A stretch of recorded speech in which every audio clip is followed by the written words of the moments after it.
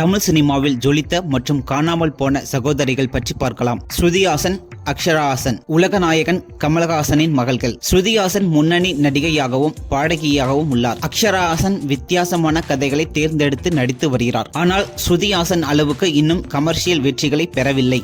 நக்மா, ஜோதிகா. நக்மா 90களில் கனவு கன்னியாக இருந்தவர். அவரை தொடர்ந்து வந்த ஜோதிகா நக்மாவை விட பெரிய அளவில் புகழ் பெற்று தமிழ் சினிமாவின் குயின் என அழைக்கப்பட்டார். கஜோல், தனிஷா. பாலிவுட்டில் இருந்து வந்த கஜோல் மின்சார கனவு திரைப்படம் மூலம் தமிழில் பிரபலமானார். அவரது தங்கை தனிஷா உன்னாலே உன்னாலே திரைப்படத்தில் நடித்தார். ஆனால் அக்கா அளவுக்கு அவரால் வெற்றி பெற முடியவில்லை. சிம்ரன், மோனல்.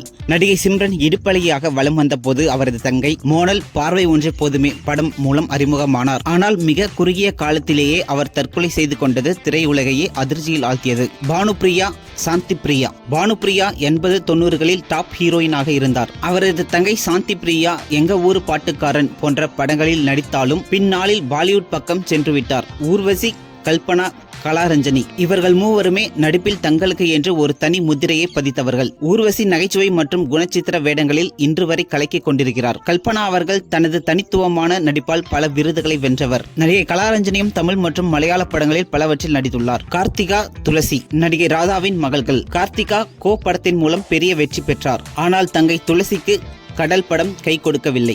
இருவருமே தற்போது சினிமாவில் தீவிரமாக இல்லை. அம்பிகா, ராதா இவர்கள் இருவருமே சினிமாவில் கோலோச்சினார்கள். அக்கா அம்பிகா நடிப்பிற்கு பெயர் பெற்றவர் என்றால் தங்கை ராதா கவர்ச்சி மற்றும் நடனத்தில் அசத்தினார். இருவருமே சமமான வெற்றியை பெற்ற அரிதான சகோதரிகள்.